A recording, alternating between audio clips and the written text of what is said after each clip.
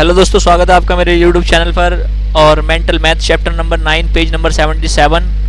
तो आज जो हम मैथ सीख रहे हैं उसमें क्या जो खास है वो ये है कि इसके क्वेश्चन आंसर भी सॉल्व करेंगे और आपको मीटर और सेंटीमीटर वगैरह ये सारी जो चीज़ें ये कंप्लीट हो जाएंगी। तो आपको बड़े से बड़े छोटे से छोटे क्वेश्चन जो है आप बड़े ही आसानी से क्या कर सकते हैं, निपटा सकते हैं। तो बहुत ही बढ़िया। और तो चलो देखते हैं एक मीटर में कितने किलोमीटर बन सकते हैं। 1000 किलोमीटर बन सकते हैं, क्योंकि अगर से 1000 किलोमीटर तैयार हो जाता है। ठीक है, चलो आगे बढ़ते हैं। एक फुट में देखिए 12 इंच का 1 फुट बनता है। ठीक है, 1 फुट का हिसाब आप ऐसे लगा सकते हैं कि आपका जो एक हाथ है ये वाला यहाँ तक का जो हाथ है, ठीक है, यहाँ तक का 1 फुट होता है कम से कम, ये एक अंदाजा है।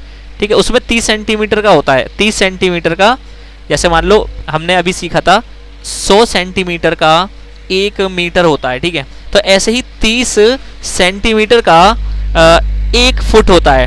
ठीक है, 1 फुट होता है। ठीक है, चलो आगे बढ़ते हैं। तो 1 सेमीमीटर का क्या 30 फुट लगभग होता है। ठीक है, तो ये लगभग अंदाजा है। चलो आगे बढ़ते हैं इसमें। तो अगला है कि जो 1 किलोग्राम होता है, अच्छा वजन, आप आलू प्याज सब्जी वगैरह तो लेने जाते होंगे, तो आपको उसमें क्या होता है कि वजन के हिसाब से आपको सब्जी वगैरह मिलती है। तो उसमें 1 केजी, ठीक है, तो 1 केजी 1000 ग्राम की होती है। तो ये इंटरनेशनल सिंबल्स हैं कि मतलब पूरी दुनिया में चलते हैं ये।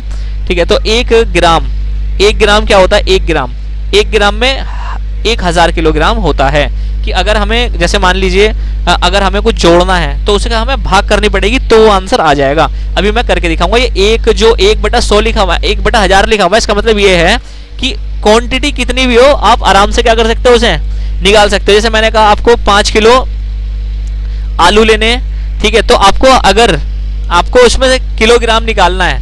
मान लो 5 किलो आलू ले लिए, ठीक है, और आपको किलोग्राम निकालना है, तो आपको क्या करना पड़ेगा, इसे बटा कर क्या लिख दो, इसके नीचे 1000 लिख दो। क्या लिख दो, 1000 लिख दो, और फिर इसकी भाग कर दो। क्या कर दो, इसकी भाग कर दो, आपके सामने किलोग्राम का मैटर आ जाएगा। ठीक है, 5 एकम 5, 5 दूनी 10, ठीक है, 5 दूनी 10, तो हमने यहाँ 2 लिख दिया, 2 जीरो इसके पीछे लगा दो। ठीक है, तो इस तरीके से आप इसे कोई भी चीज़ आराम से निकाल सकते हैं। फिर उसके बाद नंबर आता है, उसके बाद जो है नंबर आता है ये क्या लिखा हुआ है, धारिता संबंधित इस रूपांतरण। ठीक है, इसमें देखिए, इसमें कुछ भी नहीं है, ये और भी ज्यादा मतलब एक आसान है। लीटर का आ जाता है, लिक्विड वगैरह कोई चीज नापने के लिए आता है, लिक्विड वगैरह, पानी हो गया, लिक्विड हो गया, तेल हो गया और दूध वगैरह हो गया, तो ये सब नापने के लिए मेरे दोस्तों ये आता है। तो 1 लीटर में 1000 मिलीलीटर होते हैं। कितने लीटर होते हैं, 1000 मिलीलीटर होते हैं। फिर उसके बाद 1 मिलीलीटर में 1/1000। ठीक है, अन्य रूपांतरण क्या होते हैं, 1 दर्जन में 12 चीजें मिलती हैं। अगर मान लो आप सेब लेने, 1 केले लेने जाते हो, तो वो कहता है कि 5 रुपए दर्जन केले हैं। तो इसका मतलब है कि 5 रुपए के वो कितने केले देगा आपको, 12 केले देगा। 1 दर्जन कितना होता है, बोलो, 12 होता है 1 दर्जन। कोई भी चीज अगर दर्जन में आएगी तो वो कितनी मिलेगी तुम्हें, 12। अगर मैंने बोला कि ये 1 दर्जन पेन इकट्ठे करने हैं तुम्हें, तो 1 दर्जन पेन का मतलब हो गया, बोलो, 12 पेन हो गया। ठीक है, तो तुम्हें मुझे लग रहा है अच्छे तरीके समझ में आ रहा है।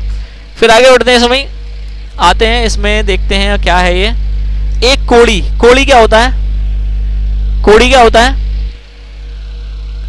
एक कोड़ी में 20 वस्तु होते हैं। जैसे अब मैंने बोल दिया ना कि 1 दर्जन पेन 12 हो गए, तो ऐसे ही मैंने बोल दिया 1 कोड़ी पेन कितने हो जाएंगे, 20 हो जाएंगे। कितने हो जाएंगे, 20। अगर कोई कह रहा है कि 5 रुपए के 1 कोड़ी केले मिल रहे हैं, 5 रुपए के 1 कोड़ी केले मिल रहे हैं, तो क्या होगा, इसका मतलब कि 20 तुम्हें केले मिल जाएंगे 5 रुपए में। ठीक है, चलो आगे बढ़ते हैं इसी में ही। अब यहाँ पर हमारे प्रश्नावली चालू हो चुकी है, तो प्रश्नावली हम अगली वीडियो में देखेंगे। तो ये 4-5 मिनट की वीडियो थी हमारी, कंप्लीट हो गई है। ये बेसिक जो था हमने कंप्लीट कर लिया है। अब हम इसके क्वेश्चन आंसर कंप्लीट करेंगे। ठीक है, तो थैंक यू सो मच, और अपना ध्यान रखें, और ये छोटे बच्चों को वीडियो भेजते रहें, सेंड करते रहें।